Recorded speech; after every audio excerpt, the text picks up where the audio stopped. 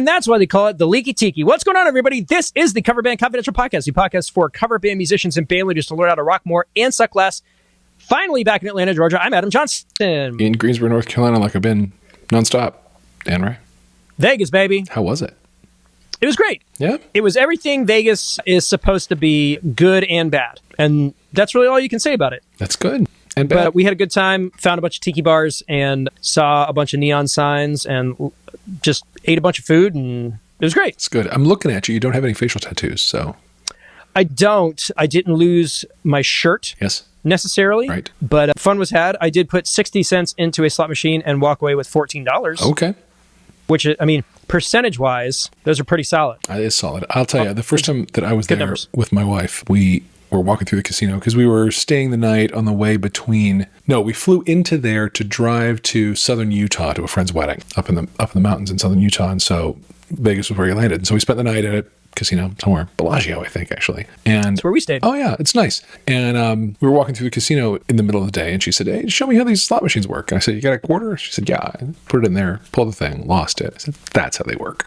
That's how it works. So yeah, there you have it. But I'm glad to hear you got up high and walked away. Yeah, speaking of the Bellagio and just places there in general, I forgot what it was like to be indoors with people smoking. Yeah.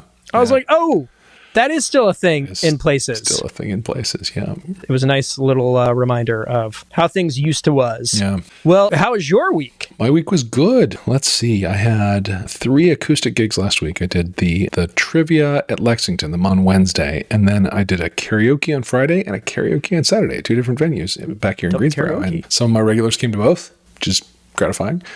Yeah. And then I did a rehearsal on Sunday I've had for a while one in-ear monitor transmitter in my rig and 2 receivers. So Taylor and I, my co-front person, have been sharing one stereo mix, which has been fine. Right. And then Charlie, my drummer, has been taking a wired stereo mix into a Behringer amp and using those wired. My bassist has been a tad resistant. She's never really done in-ears before and kind of didn't get the point. And I've been schlepping a monitor around for her. And I finally said, look, I'm just doing it. So I bought myself a second transmitter. It's a Mi Pro MI909, which is it's kind of a niche-y thing, but I do think it's the best thing on the market. There's really only one importer of it into the US. It's ineargear.com. And the guy who runs that is fantastic. He emails with me, super responsive. So I picked one up. It was as far as I know, the only one for sale in the United States. And so it got to me, and I got it all in. Now they're side by side in my rack, and so now I have 2 front side antennas coming out the rack ears, and it's very fancy. And it came with 1 more receiver, so I copied my drummer's mix to that, and told my bassist she was going to be doing that. I said, bring headphones or something next time, and she didn't, but I had some spares, and so I put them on her, put the whole thing on her, and we started playing. And I literally watched the moment of her going, "Oh, yep!" Like I saw the epiphany happen. It happens to everyone. Yeah. At some point. Yeah. And it doesn't always happen right away, but you do finally go, yeah, this is better. Vastly better than what I'm accustomed to. Yeah. Also, I'm wearing right now the monitors that came with the body pack, and they're pretty decent. They're not just a chunky earphone body with a foam plug on it. It's actually pretty well done. So I might clean these up a little bit after tonight and offer them to her, because they're certainly more comfortable than the KZA things that I put in her head last time. Yeah, but I think that's what I'm wearing right now. We tried a couple tracks, and so far our experience with tracks has been pretty rocky. I'd put one on, and my drummer would be hearing it in his in-ears, but the rest of us would be hearing it through the mains. I'd have the click in the mains, and keeping up with it was not great. I put some on while we were all in in-ears, and we were rock solid, 100% right to it. And it just made life so easy, and so a lot became possible. And then Taylor was out. She was sick, not COVID negative, but feeling bad, coughing up a lung. And there's a bunch of I know a lot of folks who are, it's bronchitis. Yeah, or RSV, there's bad stuff going on. It's not COVID anymore, but it's not great. So she had that, and she hit our Slack, and said, "Hey, I'm still feeling bad. How was rehearsal?" And came back and told her about the new songs we had put on, which are several. We're doing Less I Know the Better, Tame Impala. Nice. Which I think is a killer tune. And when it first hit, I was like, this song's either going to be a flash in the pan or it's really going to be something. And it's still around on the radio. So we're going to do it. And a bunch of other things. And then Zoe chimed in and said, big fan of the in-ears. I was like, all right. There you go. Over. There we go. Fantastic. Yeah. Now, I will say, an interesting thing happened in this rehearsal. We discovered a song that's uncoverable. Now, we were talking about this before we hopped on to record. Yep. We were trying to come up with a term for a song like this, and we were having a very hard time threading that needle. Yeah, for the particular manner in which this is uncoverable. It's not that our skills couldn't do it. I have a good track that made us have the missing parts that we needed to do it, but something about the song itself is uncoverable. And I did reach out to the Slack channel and say, Patreons, what songs have you seen that are just too, the feeling is like too iconic or too connected with the brand of the original artist? It just feels wrong to cover it. And now, the term that that popped into my head was white whale, but white whale is more about obsessing over something, knowing it'll never come to fruition. This is more, you hold it in too much reverence. It's almost, I was going to say incorruptible, but that's a totally different thing. We were looking for the mot juste here, and it hasn't come up. Well, yeah, I mean, I'm a branding guy. We gotta wrap it up in a nice little bow. It doesn't have a word to describe it. But really, I also don't know what the song is yet. I know, because I was like, I wanted to be like in the moment and surprised. So the patrons said, one guy said, I don't do any Jimi Hendrix. It's too iconic. Another said anything that has a lot of falsetto, like Kiss by Prince. Which. And then it became very apparent that lots of people do both of those songs. Yeah, I do Hendrix. Tunes. I do Little Wing. We do Kiss. I do Kiss. Yeah.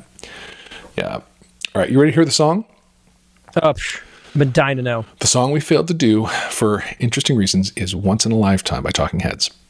Ooh. And we tried it with the track, and it just felt like it felt like I wasn't filling the enormous suit. Like I just felt like I couldn't fit it on. And I love that song. I've loved that song for decades, and I've always wanted to cover it.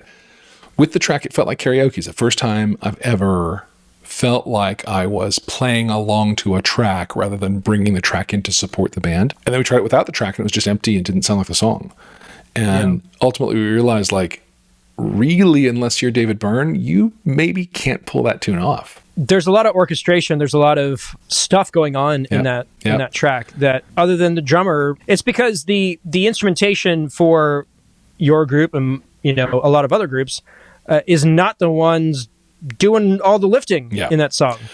Yeah, because it's mostly that our kind of arpeggio thing going on. High tweedly sort of. Because the drums are kind of straight ahead, and then the bass is bam, bam, bam, bam, bam, bam. Yep. But and the guitar does nothing until the chorus comes in. Here's the thing: I have all that on the track. The track sounds just like it. It's from Karaoke Version. It's one of the best tracks I've ever seen them do. Sounds just. I've got the original. All right. Well. Neat, but the point is you can't use it. We don't cover it either, though. Yeah, right. Because what we found is that we couldn't, and I cover a lot of stuff that's iconic and very connected with his original artist, but something about that song, like somehow it just, no way we came at it felt right, even though we could make it sound right with the track. It just didn't seem like a song that, as much as I want to cover it and love that song, and we do Psycho Killer, and I lean way into the, like, you're talking a lot, but you're not saying anything. Like, I do like his big goofy thing, but somehow that one is not goofy. It's almost important, that song. It's like its message is big, and copying it just feels wrong. Yeah, Talking Heads, for a lot of people, they're kind of a third rail band. Yeah. You got to tread lightly. And I've been in groups that have done Burning Down the House, but I can't think of another cover band that I'm aware of that does that song. Yeah. But I would love to, if you're out there and you do a version of that song, or you know a band that does a cool version of that song, send it to us. I want to hear it. So I really want to hear it. Yeah. Yeah. Especially if you've taken it and made it yours and just proven my whole theorem wrong here. I really want to hear that. I've definitely taken stands on things that I will and won't play. And I feel like at one point it was young me trying to probably avoid doing a ton of work. So when I was younger, I was like, no country and no Beatles. And my reasoning behind that was, if you learn one Beatles song, you have to learn every Beatles song. And if you will learn one country song, you have to know every country song. I'm not sure that well, my thought process was, well, if I learn to play 8 days a week, then I'm going to have a bunch of people coming up and being like, why don't you play Savoy Truffle? Oh, and do you know Taxman? Why don't you? Yeah. Right. And maybe that was too daunting to think about. And the same with like country, because I didn't really care for country. Right. And so it's like, yeah, okay, you play a Johnny Cash song. Well, then people think you can play Alan Jackson or Brooks and Dunn and, all of those other plays. But, the joke's on everybody else because I ended up playing in a country band for, years and years and really enjoying it. Right. So, same as it ever was. Same as it ever was. But yeah, I think everybody's got one of those things that are just like, I don't know. I don't think I can do that. And everybody's got, and the reason's typically always different. What, like the examples that a lot of people have, like, Hendrix, other people don't have. I think there's a mental block to it for some people. Yeah. Like for a particular artist, you're like, they're too big or they mean too much. Right. There have been a lot of songs that I've felt like, boy, if I could only get to where I can play that. And then I try it and I'm like, oh, the most recent one of those I think I've mentioned is Salisbury Hill, Peter Gabriel, which is in fact not that hard to play. Yep. On the recording, there are 2 guitars happening and I found a way to arrange it for one in a way that pretty much works. And I have. And it's mostly 7. Is it mostly 7? Like you were saying. That's right. Yeah. Like, hey, if I get an 8, I'm not gonna lose any sleep over if an 8 falls in there, no one has yet complained. Yeah, but I've closed every show with that since I learned it. Cool. A few weeks ago. Fantastic. Yeah. We've got a little bit of time off. Our next big show is supposedly, because that's a word, it is, in a month.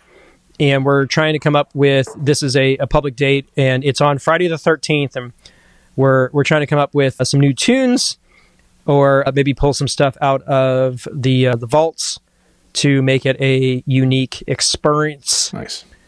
And trying to figure out what those are. Those negotiations are ongoing. And then got a very interesting gig proposition that involves basically 12 to 18 hours of my time on a Monday for a very dry corporate event. But we're trying to get all of that hammered out, and could be, it's definitely content. It's content. Speaking of content, I ended up creating some today because I've been having issues with my HX Stomp and couldn't figure out what was going on. And then I figured out what the problem was. And I was like, I could probably sum this up in around 90 seconds to 2 minutes, and that might be beneficial for some people. So that's what I did. So if you have an HX Stomp and you find yourself in a situation where your external switches stop working after an update, check out the YouTube channel. They reset. I will show you how it's fixed. Just reset some configs or something? Yeah, it resets your global settings to default, and then there's at least with the smaller Stomp, there's the ability to use like a TRS cable to do different things. And if you don't go in and change it back to the way it was before, then it doesn't work. And I found that out too late on a gig. And so I spent a little bit of today solving that problem and got it all done. So all's well that ends well. Nice. So do you want to do a review? Let's do a review. Great minds. We have guys that when we talk about leaving reviews, people leave them. How about that? So we're going to keep talking about them, and hopefully you guys will keep adding them to the situation. Yeah. This one came in about a week ago. It's also weird because we don't, when you drop a review, it takes 7 to 10 days for it to land. So this one was submitted on the 4th, but I found out about it 3 days ago. And it's from a user named String Kong. I like that. It's a 5-star review. That's really good. And it says, doing the right things right. I started listening in April 2022, so very recently, not coincidentally, about the same time that my most recent band's lead singer and guitarist moved out of state. And I became an instant fan. Adam and Dan's podcast is filled with provocative topics relevant to any gigging musician, and the weekly Road Warrior stories from their lives as gigging musicians keeps me inspired as I've been working to start a new project.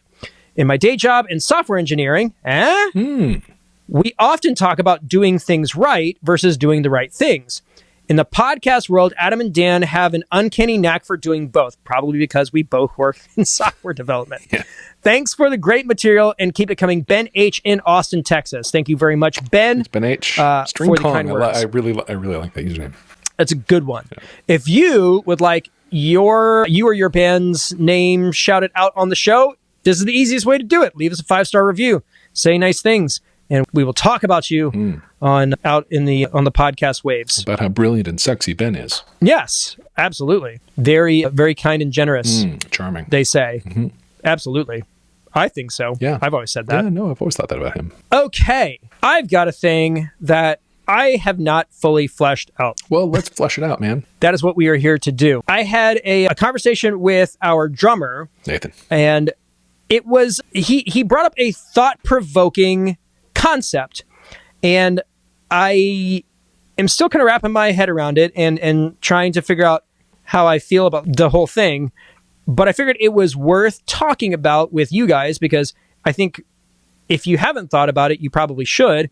And if you have thought about it, maybe it can be a kind of a through line or an ethos for you to kind of onboard that might make your band as a business more successful. And the concept is, or the question is, are you a show band or a service band? And that's a thick one. Yeah. It's got some layers to it. Yeah.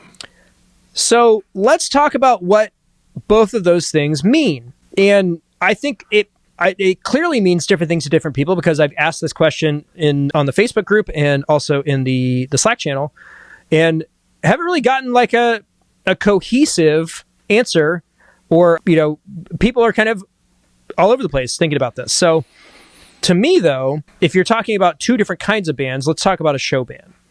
A show band is a group that has put a lot of effort into the way that they orchestrate and execute their live performances. And I think the most kind of important part of that is that they are in their, let's say, zone of genius, if we're using those kinds of terms, when they are presenting their band as the product that they have worked on.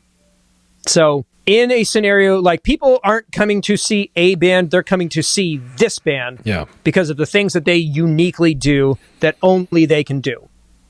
Yeah. That to me is a show band. Or because of who they are.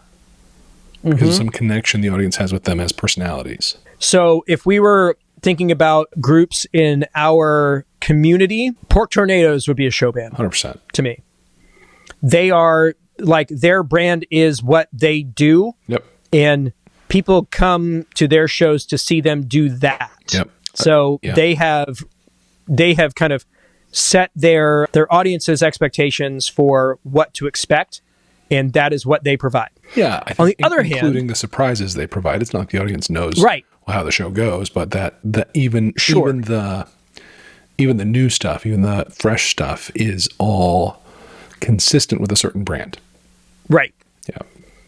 And people are interested in their version of the thing that they do.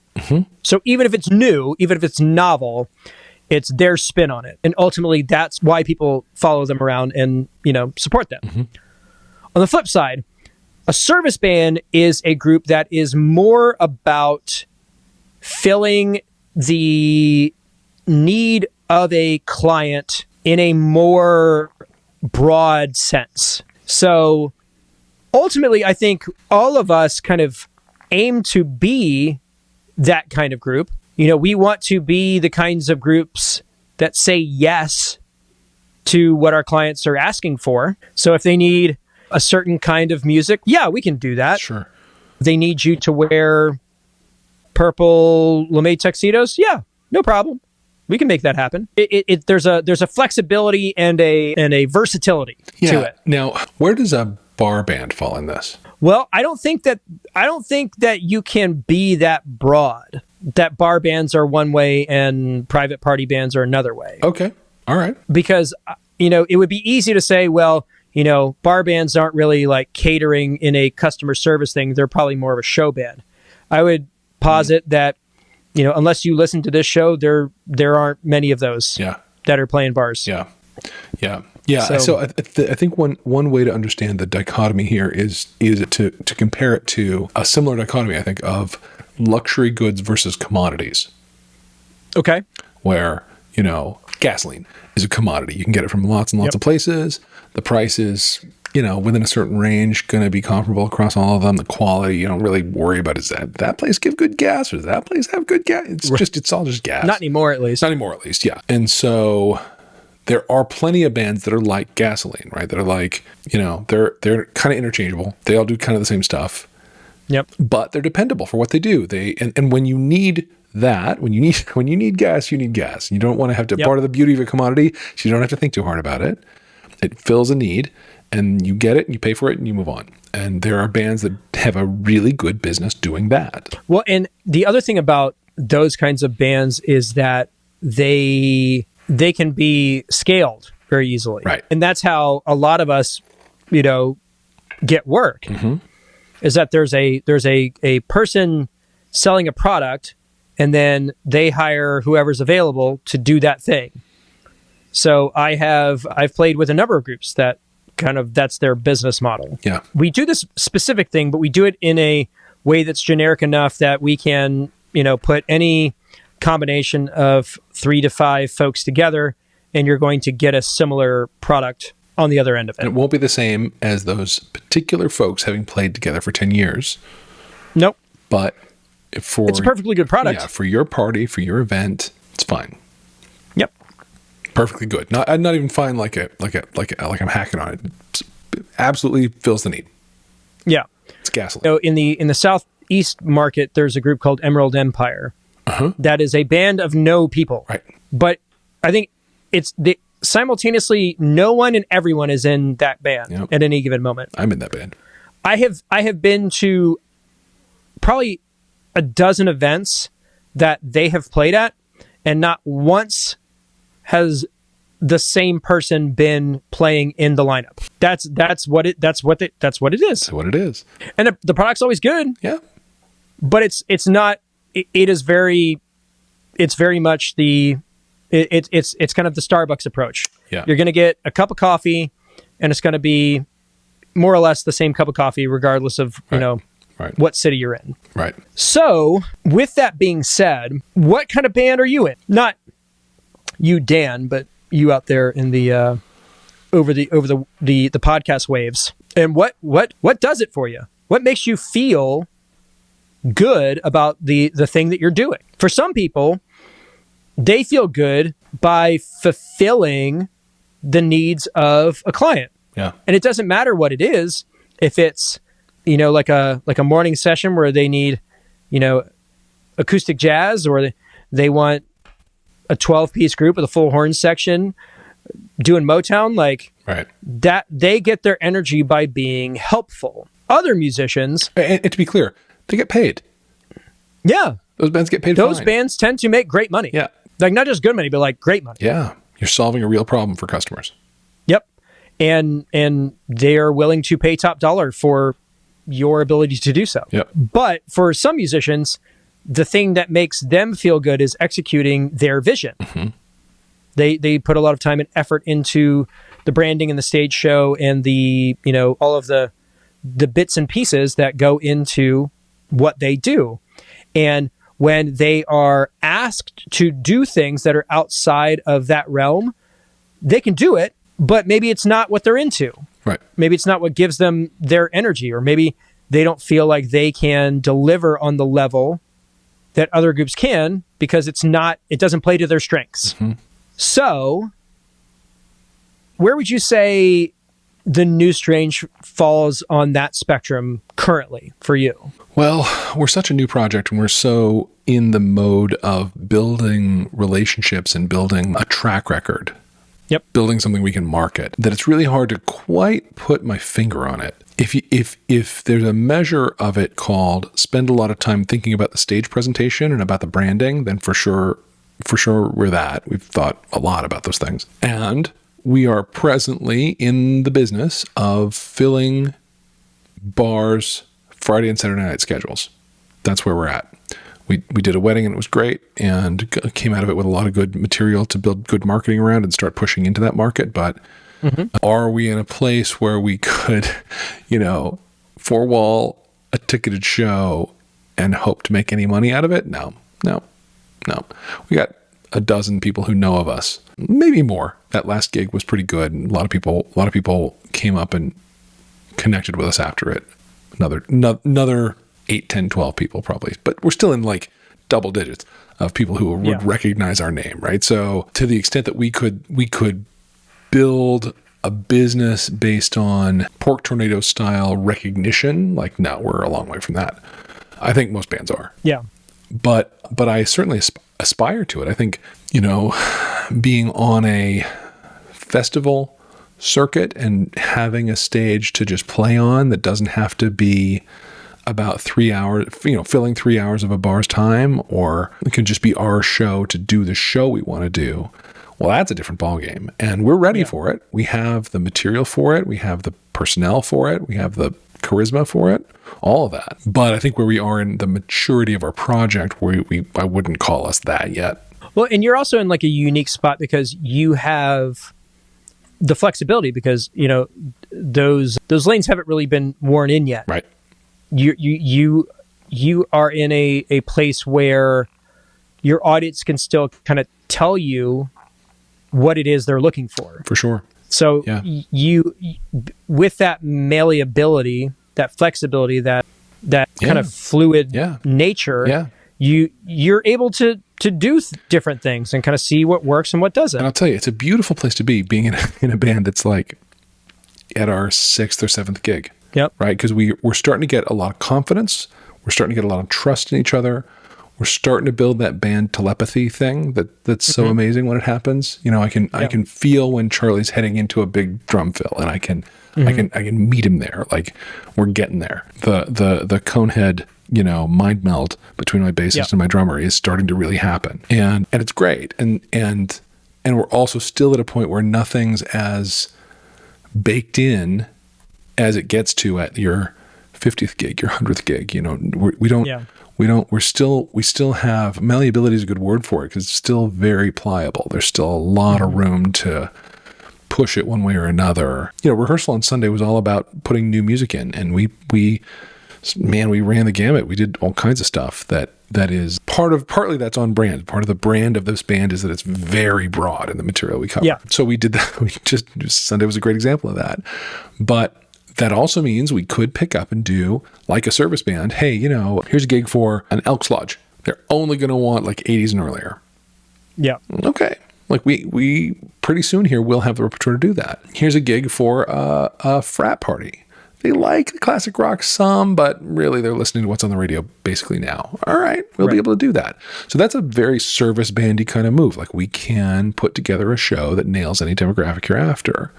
Yeah. Is that part of it then? Is it part of it? Is so that kind of flexibility, that's a service band approach versus the show band. You get what we do. Yeah. And you either love it or you don't. Mm-hmm. It's not tailored for your audience. What's the parent line? You get what you get and you don't put your fit. That's right. Any color car you want as long as it's black. Yep. Yeah. And like, members only is it's kind of hard in that sense because we are a show band. Mm-hmm. Like, we do a thing because we're an 80s band. That's the thing that we do. And that was Nathan's point, right? Yeah. Basically his point was, members only is at their best when we are doing the thing that we do. Yeah. So like the 80s show, when, we are firing on all cylinders, is an absolute freight train because it's so well worn and it's so just like precise and all the stage moves are there. And so when we get the opportunity to show out, on a big stage and, we've done the work, so we can fill a spot and just dominate. But, we also get asked to do lots of other things. And my solution for the band and to keep us busy is we have this agency where we've basically got 3 different quote unquote products that are more or less the same lineup. So we've got an 80s thing, a 90s thing. Now we've got the punk thing that hasn't quite, it's out there, but we haven't really been working it the way the other ones have. And then we have kind of like a generic, like, we can kind of do whatever. And the gigs where we were asked to do the kind of generic stuff are still like, they feel squirrely because every once in a while we'll hit a song that we've done, 300 times, but then we'll do a song we've only played maybe like 3 or 4 times, and it feels kind of, it doesn't feel solid. So, and for me, I, as a person who's built this project from the ground up, I definitely feel in my strength and my zone of genius, if we're using that term, when my bands are doing the things that my bands do well. Yeah. But like we were saying, we're doing this live band karaoke thing, and it's something we can totally do, but it doesn't give me the same level of satisfaction as a straight up members only gig does. Yeah. Yeah. Let me throw a scenario at you. So our last gig at that bar in Clemens, there were 2 birthdays in the room that night, and they approached us separately to see if we'd play Happy Birthday for them. Is that a thing members only would ever do? Yeah. And we would either do, a little moment where we do like the Beatles thing, or I would just ham it up and do like a super over the top kind of loungy Happy Birthday kind of scenario. Right. What at the last big public date that members only did, there was a birthday, and this was so great. I think it was like the wife of the guy whose birthday was there, and they brought like a whole bunch of people out, so they were clearly going to get our attention. She was like, "It's his birthday and he hates the Eagles," and I was like, "Say no more, fam." I got you. And so like after we did like our first like 5-song chunk, and then I was like, "Guys, I was told that it's Doug's birthday tonight, and that Doug wants to hear only one song only. This is the only song he wants to hear. So here we go." And then I laid out like the first 8 bars of Desperado in the most obnoxious way possible.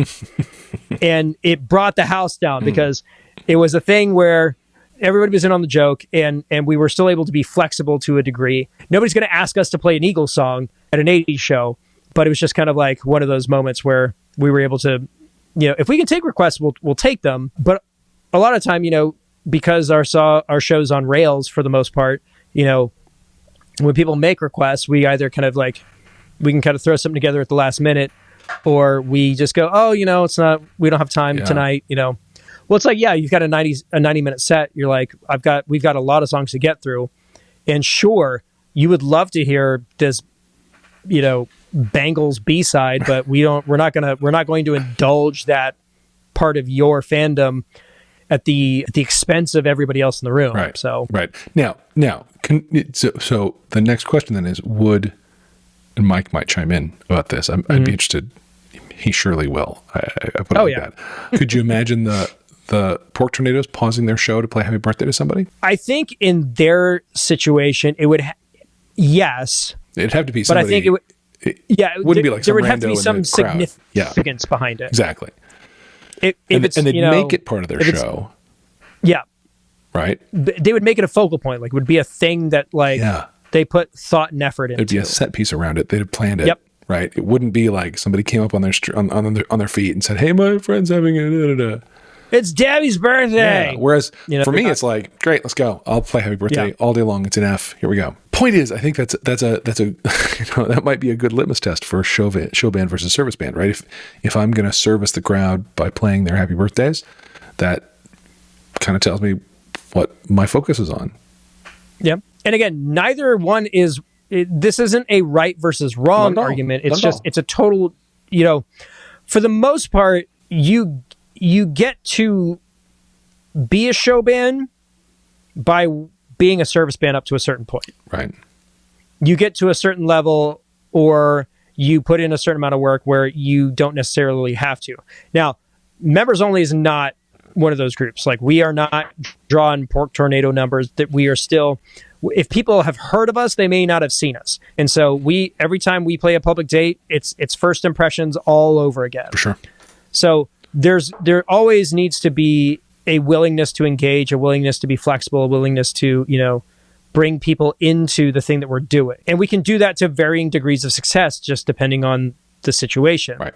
Now, the thing that really kind of like sparked a thought in me is around solo acoustic gigs. Because to me, that is 100% a service position kind of thing, unless you have a very specific product that you are providing. And I don't really enjoy solo acoustic stuff for the most part, because I feel like I am doing a thing that anybody else out there could do, and I don't necessarily feel like it always plays to my strengths. Now, there's certain things that I know that I do uniquely well, and it is what it is. But I don't get the same kind of satisfaction out of those as I do doing other stuff. Fair. I think that my solo acoustic, it's interesting. Often I'm doing a real mixture of crowd pleasers and vanity songs, which feels to me showish. But then I have these two things I do that are the karaoke and the trivia that are all about crowd engagement. There's nothing about those shows that's not crowd engagement. And that's part of what I love about them. The thing I've always said is like why I do covers instead of originals is because it's a quick way to crowd engagement. People care about covers. You win them over by weaponizing their nostalgia, and then you're engaged, and that's the juice for me. I don't need the payday. I don't need the pain in the ass, frankly, but that moment of crowd engagement that I can sometimes stretch for 3 hours is the most delicious thing in the world, and is the most servicey thing you could be going for there. Right? Those shows are all about service and not show. All about it. You know, and sometimes it's serving the person who's just come up and started a song with me, and their first note was high by a perfect fourth. And so now the service I am to them is to sing the melody and bring them back to the note and make them sound good, because they know something's not right. They probably, they don't know. Maybe they know it's them. Maybe they don't. Maybe they're Adele and they just blame you. For sure. Likely. I had somebody at the karaoke on Saturday who their first song, like I couldn't ever pull her back. She was off. It actually was Adele. She was doing a Rolling in the Deep, and she started off. That was Adele's song that she started wrong too, didn't? Yeah. How about that? Very well. This singer was writing. It's tribute. Yeah, perfect. But she never found it. She never found the whole song. And she left. I was like, woo, go you, whatever. Because I always do that. And then she signed up for another. And I called her up. And she nailed it. Nailed it. And then another one. And she nailed that. And it was like, first one, I was really proud of her to have the first one not go great and then try again.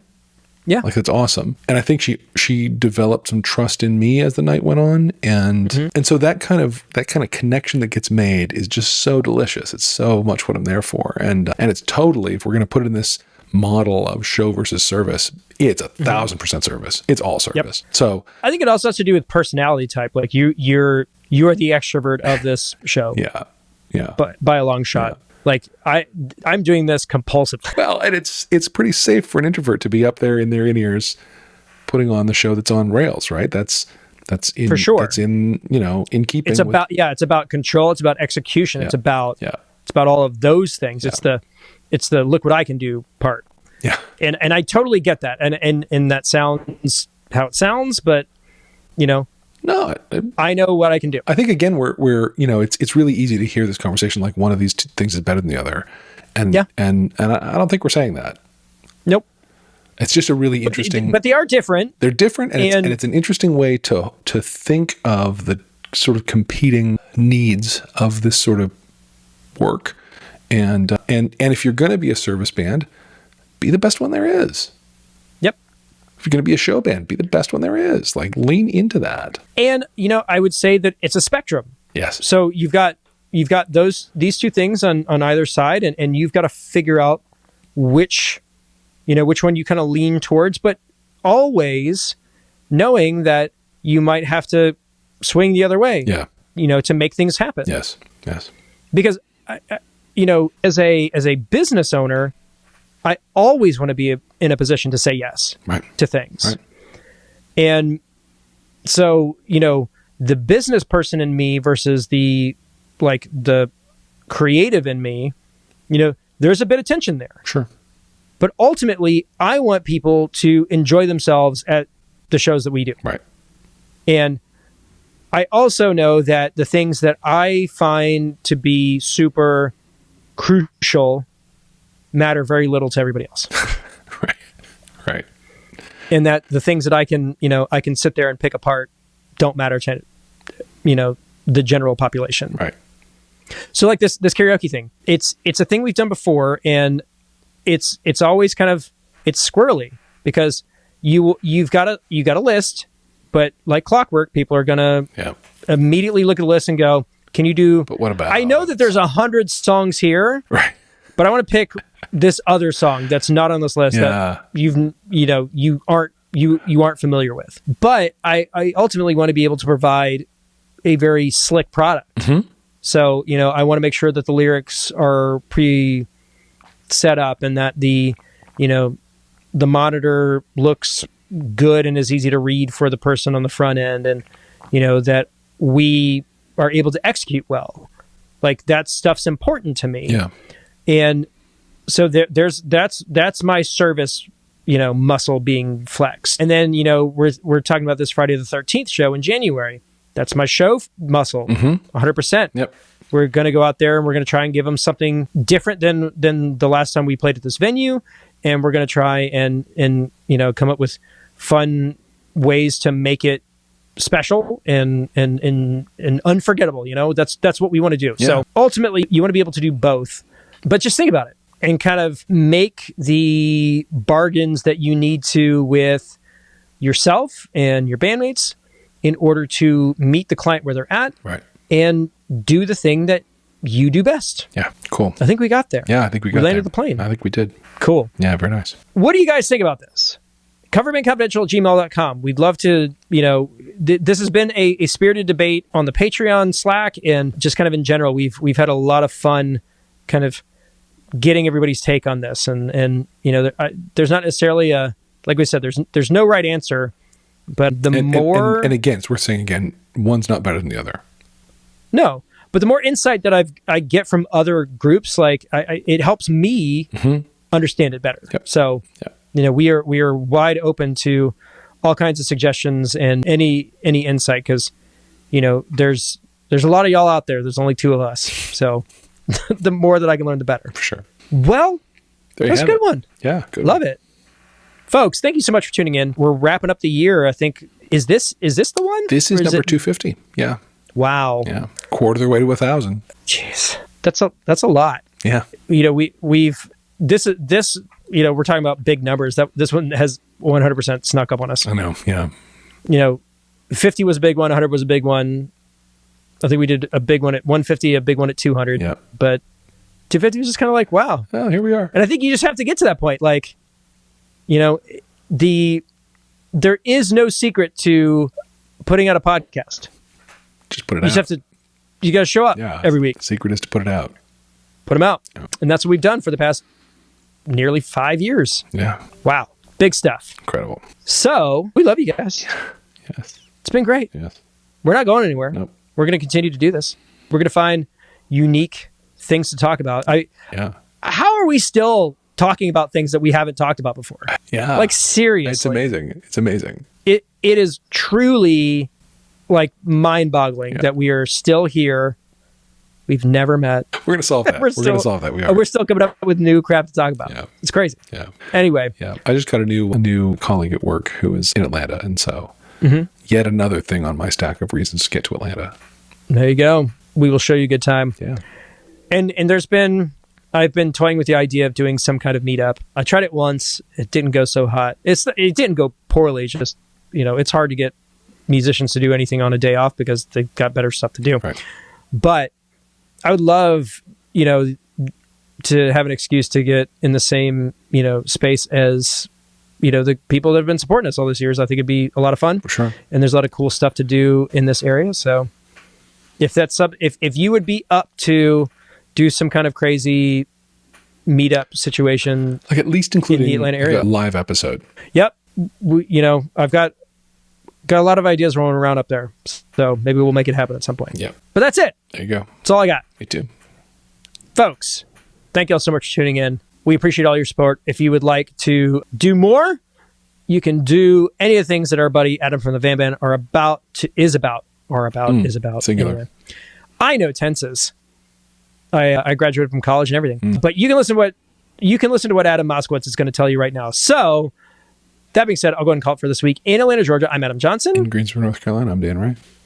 You have been listening to the Coverbandconfidential podcast for the week of December 16th. Winding them down. 2022. Have a good one.